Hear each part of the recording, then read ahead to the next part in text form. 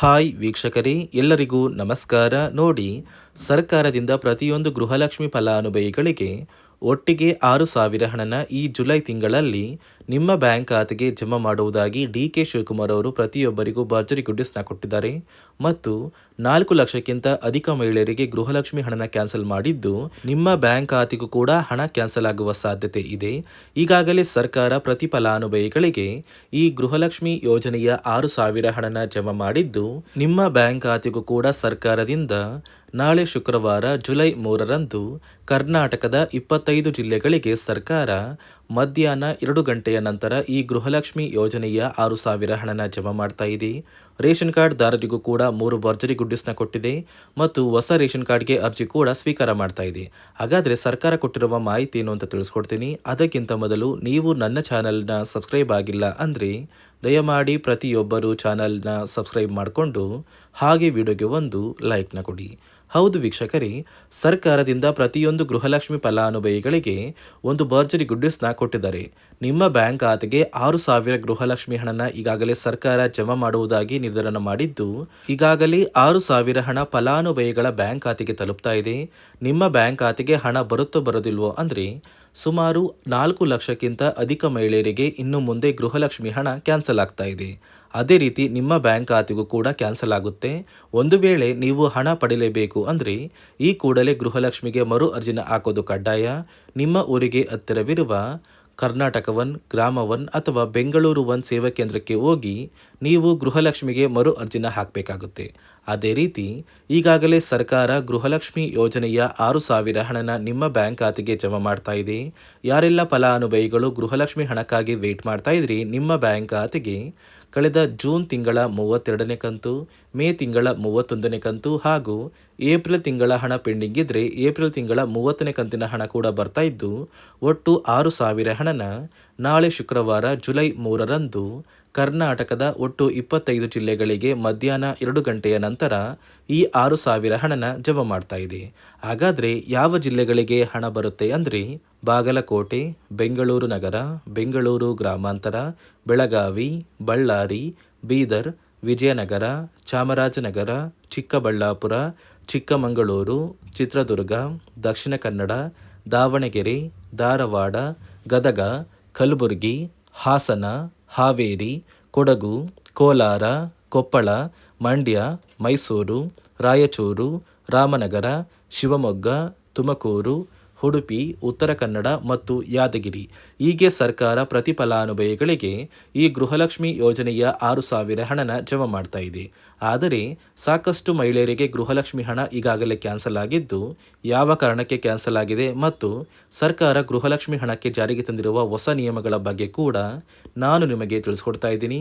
ನಿಮ್ಮ ಬ್ಯಾಂಕ್ ಖಾತೆಗೆ ಗೃಹಲಕ್ಷ್ಮಿ ಯೋಜನೆಯ 3 ತಿಂಗಳ 6,000 ಹಣ ಜಮಾ ಆಗಬೇಕು ಅಂದರೆ ನೀವು ಆದಷ್ಟು ಬೇಗ ಗೃಹಲಕ್ಷ್ಮಿಗೆ ಮರು ಅರ್ಜಿನ ಹಾಕೋದು ಕಡ್ಡಾಯ. ಯಾವ ಕಾರಣಕ್ಕೆ ನೀವು ಮರು ಅರ್ಜಿ ಹಾಕಬೇಕು ಅಂತ ಕೂಡ ತಿಳಿಸ್ಕೊಡ್ತಾ ಇದ್ದೀನಿ. ನೋಡಿ ವೀಕ್ಷಕರೇ, ಸುಮಾರು 2 ರಿಂದ 3 ಲಕ್ಷಕ್ಕಿಂತ ಅಧಿಕ ಮಹಿಳೆಯರಿಗೆ ಗೃಹಲಕ್ಷ್ಮಿ ಹಣನ ಸರ್ಕಾರ ಕ್ಯಾನ್ಸಲ್ ಮಾಡಿದೆ. ಯಾಕಂದರೆ ಈ 3 ಲಕ್ಷಕ್ಕಿಂತ ಅಧಿಕ ಫಲಾನುಭವಿಗಳ ಬ್ಯಾಂಕ್ ಖಾತೆಗೆ ಪ್ರತಿ ತಿಂಗಳು ಗೃಹಲಕ್ಷ್ಮಿ ಹಣ ಜಮಾ ಆಗ್ತಾ ಇತ್ತು. ಸುಮಾರು ಸಾಕಷ್ಟು ಫಲಾನುಭವಿಗಳು ಮರಣ ಹೊಂದಿದ್ದಾರೆ. ಆ ಮರಣ ಹೊಂದಿರುವ ಫಲಾನುಭವಿಗಳ ಒಂದು ಸಂಖ್ಯೆ 2 ಲಕ್ಷಕ್ಕಿಂತ ಜಾಸ್ತಿ ಇದೆ. ಇದೇ ಕಾರಣಕ್ಕೆ ಪ್ರತಿ ಫಲಾನುಭವಿಗಳು ಗೃಹಲಕ್ಷ್ಮಿಗೆ ಮರು ಅರ್ಜಿನ ಹಾಕಿ ನಿಮ್ಮ ಬ್ಯಾಂಕ್ ಖಾತೆಗೆ ನೀವು ಹಣ ಪಡಿಬೇಕು. ಇಲ್ಲಿ ಮರು ಅರ್ಜಿ ಹಾಕುವ ಮೂಲಕ ಸರ್ಕಾರಕ್ಕೆ ನೀವು ಇನ್ನೂ ಕೂಡ ಗೃಹಲಕ್ಷ್ಮಿ ಹಣನ ಪಡಿತಾ ಇದ್ದೀರಿ ಅಂತ ತಿಳಿದು ಬರುತ್ತೆ.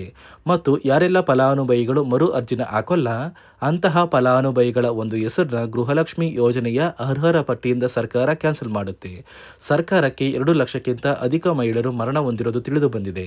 ಇದೇ ಕಾರಣಕ್ಕೆ ಈ ಜೂನ್ ತಿಂಗಳಲ್ಲಿ ಸರ್ಕಾರದಿಂದ ನೇಮಕಗೊಂಡಿರುವ ಕೆಲವು ಅಧಿಕಾರಿಗಳು ನಿಮ್ಮ ಮನೆ ಬಾಗಿಲಿಗೆ ಬಂದು ಪ್ರತಿ ಫಲಾನುಭವಿಗಳ ಒಂದು ದಾಖಲಾತಿಗಳನ್ನ ಮರುಪರಿಶೀಲನೆ ಮಾಡಿ ಮತ್ತೆ ಅರ್ಜಿನ ಹಾಕ್ಸ್ಕೊಂಡು ಹೋಗ್ತಾರೆ. ನಂತರ ನಿಮ್ಮ ಬ್ಯಾಂಕ್ ಖಾತೆಗೆ 3 ತಿಂಗಳ 6,000 ಹಣ ಬರುತ್ತೆ. ಅದೇ ರೀತಿ ಇನ್ನು ಮುಂದೆ ಪ್ರತಿ ವರ್ಷವೂ ಕೂಡ ನೀವು ವರ್ಷದ ಕೊನೆಯಲ್ಲಿ ಗೃಹಲಕ್ಷ್ಮಿಗೆ ನೀವು ಹೊಂದಿರುವ ಲೈಫ್ ಸರ್ಟಿಫಿಕೇಟ್ನ ಕೊಟ್ಟು ಅರ್ಜಿನ ಹಾಕಿದ್ರೆ ಮಾತ್ರ ಆ ಒಂದು ವರ್ಷದಲ್ಲಿ ಪ್ರತಿ ತಿಂಗಳು ಗೃಹಲಕ್ಷ್ಮಿ ಯೋಜನೆಯ 6,000 ಹಣ ಬರುತ್ತೆ. ಈಗಾಗಲೇ ಫಲಾನುಭವಿಗಳಿಗೆ ಗೃಹಲಕ್ಷ್ಮಿ ಹಣ ಜಮಾ ಆಗೋದಕ್ಕೆ ಸ್ಟಾರ್ಟ್ ಆಗಿದೆ.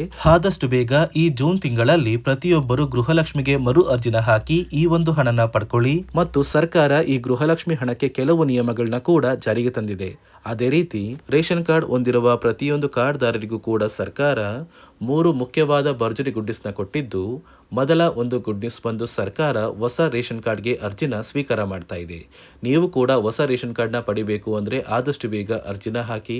ಅದೇ ರೀತಿ ಎರಡನೆಯ ಒಂದು ಗುಡ್ ನ್ಯೂಸ್ ಬಂದು ನೋಡಿ ವೀಕ್ಷಕರೇ, ನಿಮ್ಮ ಒಂದು ರೇಷನ್ ಕಾರ್ಡ್ಗೆ ಸರ್ಕಾರದಿಂದ ಈ ಜೂನ್ ತಿಂಗಳಲ್ಲಿ 3 ತಿಂಗಳಿಗೆ ಬರುವಂತಹ 15 ರೀತಿಯ ಆಹಾರ ಪದಾರ್ಥಗಳನ್ನ ಸರ್ಕಾರ ಉಚಿತವಾಗಿ ಕೊಡ್ತಾ ಇದೆ.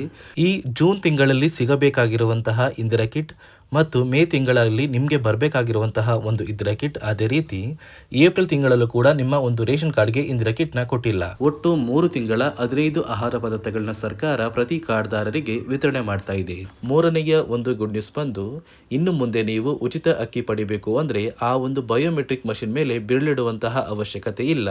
ಯಾಕಂದರೆ ಇದೀಗ ಸರ್ಕಾರ ನಿಮ್ಮ ಒಂದು ಬೆರಳು ಆ ಒಂದು ಮಷಿನಲ್ಲಿ ಎಂಟ್ರಿ ಆಗಿಲ್ಲ ಅಂದರೂ ಕೂಡ ಆ ಒಂದು ಅಧಿಕಾರಿಗಳು ಪುಸ್ತಕದಲ್ಲಿ ನಿಮ್ಮ ಒಂದು ಹೆಸರನ್ನ ಬರ್ಕೊಂಡು ನಿಮ್ಮ ಕಾರ್ಡಿಗೆ ಅಕ್ಕಿನ ಕೊಡಬೇಕು ಅಂತ ಸರ್ಕಾರ ಆದೇಶ ಕೊಟ್ಟಿದ್ದು, ಈ 3 ಗುಡ್ ನ್ಯೂಸ್ನ ಪ್ರತಿಯೊಂದು ಫಲಾನುಭವಿಗಳಿಗೆ ಸರ್ಕಾರ ಕೊಡ್ತಾ ಇದೆ.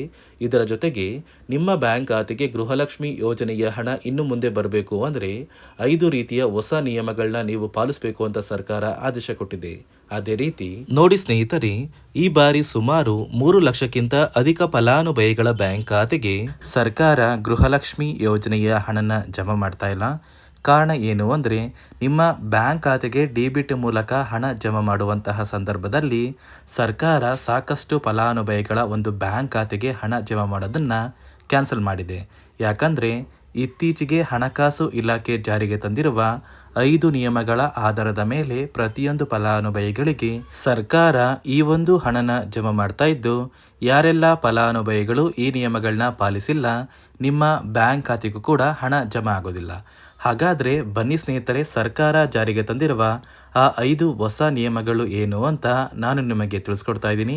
ನೋಡಿ ಸ್ನೇಹಿತರೆ, ಮೊದಲನೆಯ ಒಂದು ನಿಯಮ ಬಂದು, ಸಾಕಷ್ಟು ಫಲಾನುಭವಿಗಳು ಹೊಂದಿರುವಂತಹ ಒಂದು ರೇಷನ್ ಕಾರ್ಡ್ ಏನಿದೆ, ಆ ಒಂದು ರೇಷನ್ ಕಾರ್ಡ್ನ ಮನೆಯ ಸದಸ್ಯರ ಪ್ರತಿಯೊಬ್ಬರ ಒಂದು ಆಧಾರ್ ಕಾರ್ಡ್ನ ನಿಮ್ಮ ರೇಷನ್ ಕಾರ್ಡ್ಗೆ ಕಡ್ಡಾಯವಾಗಿ ಲಿಂಕ್ ಮಾಡಿಸ್ಬೇಕು.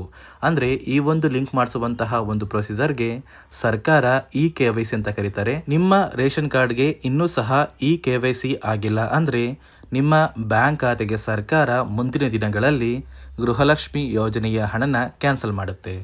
ಅದೇ ರೀತಿ ಎರಡನೆಯ ಒಂದು ನಿಯಮ ಬಂದು, ಸಾಕಷ್ಟು ಫಲಾನುಭವಿಗಳು ಕಳೆದ 3 ತಿಂಗಳಿಂದ ಸರ್ಕಾರದಿಂದ ಬರ್ತಾ ಇರುವಂತಹ ಒಂದು ರೇಷನ್ ಏನಿದೆ, ಅಂದರೆ ಉಚಿತ ಅಕ್ಕಿ ಏನಿದೆ, ಈ ಒಂದು ರೇಷನ್ನ ಪಡ್ಕೋತಾ ಇಲ್ಲ. ಒಂದು ವೇಳೆ ಕಳೆದ 3 ತಿಂಗಳಿಂದ ನೀವು ರೇಷನ್ನ ಪಡ್ಕೊಂಡಿಲ್ಲ ಅಂದರೆ ಸರ್ಕಾರ ನಿಮ್ಮ ಬಳಿ ಇರುವಂತಹ ಒಂದು ರೇಷನ್ ಕಾರ್ಡ್ನ ಕ್ಯಾನ್ಸಲ್ ಮಾಡುತ್ತೆ. ನಿಮ್ಮ ರೇಷನ್ ಕಾರ್ಡ್ನ ಸರ್ಕಾರ ಕ್ಯಾನ್ಸಲ್ ಮಾಡಿದರೆ ನಿಮ್ಮ ಬ್ಯಾಂಕ್ ಖಾತೆಗೆ ಗೃಹಲಕ್ಷ್ಮಿ ಯೋಜನೆಯ ಹಣ ಇರ್ಬೋದು ಮತ್ತು ಸರ್ಕಾರದಿಂದ ಬರುವಂತಹ ಒಂದು ಸೌಲಭ್ಯಗಳನ್ನ ನೀವು ಕಳ್ಕೋಬೇಕಾಗುತ್ತೆ.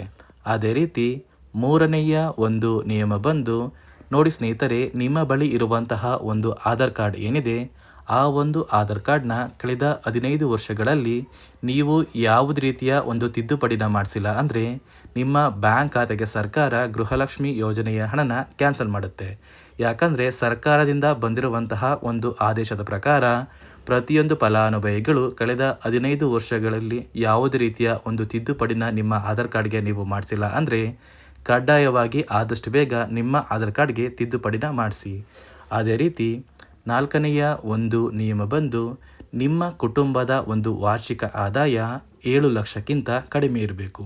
ಒಂದು ವೇಳೆ ನಿಮ್ಮ ಕುಟುಂಬದ ವಾರ್ಷಿಕ ಆದಾಯ 7 ಲಕ್ಷಕ್ಕಿಂತ ಜಾಸ್ತಿ ಇದ್ದರೆ ನಿಮ್ಮ ಬ್ಯಾಂಕ್ ಖಾತೆಗೆ ಸರ್ಕಾರ ಗೃಹಲಕ್ಷ್ಮಿ ಯೋಜನೆಯ ಹಣನ ಕ್ಯಾನ್ಸಲ್ ಮಾಡುತ್ತೆ.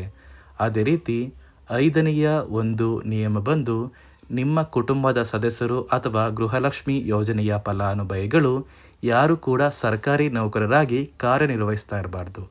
ಒಂದು ವೇಳೆ ನಿಮ್ಮ ಕುಟುಂಬದಲ್ಲಿ ಯಾರೇ ಆಗಿದ್ರೂ ಸರ್ಕಾರಿ ನೌಕರರಾಗಿ ಕಾರ್ಯನಿರ್ವಹಿಸ್ತಾ ಇದ್ದರೆ ನಿಮ್ಮ ಬ್ಯಾಂಕ್ ಖಾತೆಗೆ ಗೃಹಲಕ್ಷ್ಮಿ ಯೋಜನೆಯ ಹಣ ಕ್ಯಾನ್ಸಲ್ ಆಗುತ್ತೆ. ಈ 5 ನಿಯಮಗಳ ಆಧಾರದ ಮೇಲೆ ಪ್ರತಿಯೊಂದು ಫಲಾನುಭವಿಗಳಿಗೆ ಸರ್ಕಾರ ಹಣ ಜಮಾ ಮಾಡ್ತಾ ಇದೆ.